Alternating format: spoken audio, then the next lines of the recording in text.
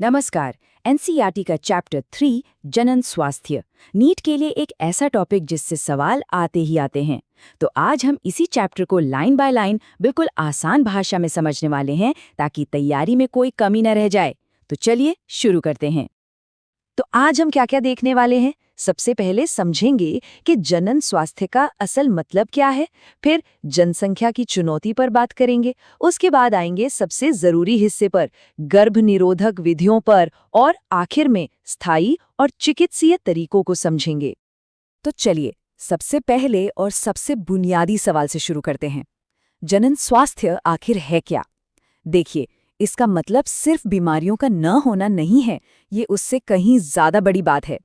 WHO की ये परिभाषा बहुत बहुत जरूरी है।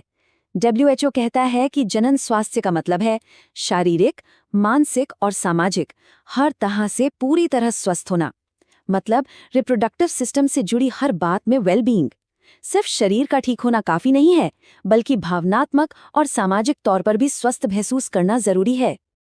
अच्छा, जब भी जनन स्वास्थ्य की बात होती है तो जनसंख्या का मुद्दा अपने आप ही सामने आ जाता है। आखिर एक स्वस्थ समाज के लिए जनसंख्या को समझना और मैनेज करना भी तो उतना ही जरूरी है ना। जरा इन आंकड़ों पर एक नजर डालिए। साल 1900 में दुनिया की आबादी थी करीब 2 अरब। 100 साल बाद साल 2000 में ये हो गई 6 अरब। मतलब 3 गुना की बढ़ोतरी, और ये तेजी रुकी नहीं है। और अब अगर भारत की बात करें तो यहाँ के आंकड़े और भी चौंकाने वाले हैं। आज़ादी के समय हम लगभग 35 करोड़ थे और 2011 तक हम 1.2 अरब को पार कर गए। सोच कर देखिए, दुनिया का हर छठा इंसान भारतीय है। ये आंकड़ा अपने आप में बहुत कुछ कहता है। इस बड़ी चुनौती से निपटने के लिए सरकार ने समय समय पर कई अभियान चलाए, और हम दो हमारे दो का नारा तो शायद हम सबने सुना ही है, जिसका मकसद छोटे परिवारों को बढ़ावा देना था। तो सवाल ये है कि इस बढ़ती जनसंख्या को नियंत्रित करने के लिए हमारे पास क्या विकल्प हैं? यहीं पर आते हैं गर्भ निरोधक तरीके। और एक बात नोट कर लीजिए, नीट के लिहाज से ये इस चैप्टर का सबसे जरूरी हिस्सा है। चलिए हर तरीके को बहुत ध्यान से समझते हैं। इन तरीकों को ना हम कुछ मेन ग्रुप्स में बांट सकते हैं, जैसे प्राकृतिक तरीके, बैरियर तरीके, आईयूडी, हार्मोनल तरीके और आखिर में सर्जिकल तरीके। इस तरह से इन्हें याद रखना काफी आसान हो जाता है। सबसे पहले बात करते हैं प्राकृतिक तरीकों की।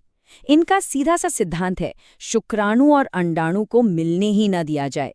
इनका कोई साइड इफेक्ट नहीं होता, लेकिन हाँ, एक बात जरूर याद रखनी है कि इनके फेल होने के चांस भी ज्यादा होते हैं। अब आते हैं रोग तरीकों पर, जिसमें सबसे आम उदाहरण है कॉन्डम।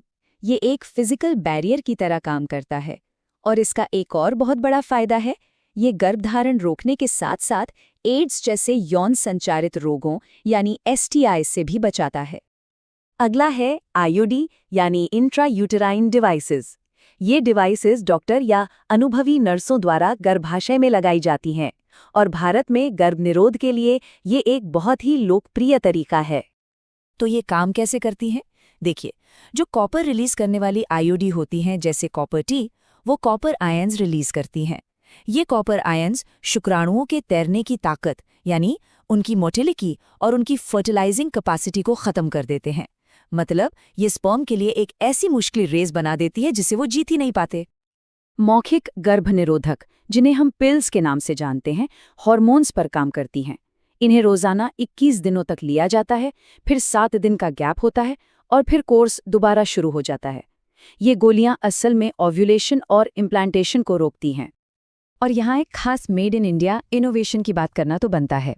सहेली, ये एक नॉन स्टेरॉयडल गोली है जिसे लखनऊ के CDRI ने विकसित किया है। इसकी खास बात यह है कि इसे हफ्ते में सिर्फ एक बार लेना होता है। इसके साइड इफ़ेक्ट्स बहुत कम हैं और ये काफ़ी असरदार है।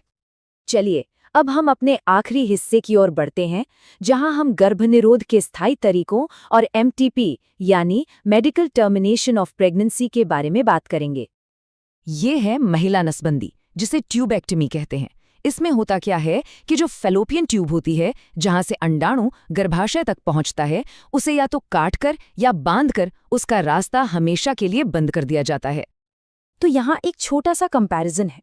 पुरुषों में इस प्रक्रिया को वासेक्टोमी कहते हैं और महिलाओं में ट्यूबेक्टोमी। दोनों में ही गैमीट्स के ट्रांसपोर्ट को रोक दिया जाता है। ये दोनों ही तरीके बहुत प्रभावी हैं, लेकिन ये भी समझना जरूरी है कि इन्हें रिवर्स करना लगभग नामुमकिन होता है। MTP यानी मेडिकल टर्मिनेशन ऑफ प्रेगनेंसी का मतलब है गर्भावस्था को उसकी पूरी अवधि से पहले जानबूझकर या स्वेच्छा से समाप्त करना। इसे इंड्यूस्ड अबॉर्शन भी कहते हैं और आंकड़े बताते हैं कि दुनिया भर में हर साल करीब 45 से 50 मिलियन MTP किए जाते हैं। तो सवाल उठता है कि भारत सरकार ने 1971 में MTP को कानूनी मान्यता क्यों दी? इसके पीछे मुख्य वजह थी अयोग्य लोगों द्वारा किए जा रहे असुरक्षित और अवैध गर्भपात को रोकना और साथ ही कन्या भ्रूण हत्या के लिए इसके गलत इस्तेमाल पर भी लगाम लगाना। कानून के तहत MTP की अनुमति कुछ खास परिस्थितियों में ही है, जैसे अगर मां की जान को खतरा हो या बच्चे को कोई गंभीर बीमारी होने की आशंका हो। और एक बहुत जरूरी बात, पहली तिमाही यानी 12 हफ्तों तक MTP को ज्यादा सुरक्षित माना जाता है। और इसी एक सवाल के साथ हम आज का ये विश्लेषण खत्म करते हैं, जो सीधा आपकी NCERT किताब से लिया गया है। आज के समय में जनन स्वास्थ्य के किन पहलुओं पर हमें सबसे ज्यादा ध्यान देने की जरूरत है, इस पर जरूर सोचिएगा। अगली बार मिलेंगे एक नए चैप्टर के साथ।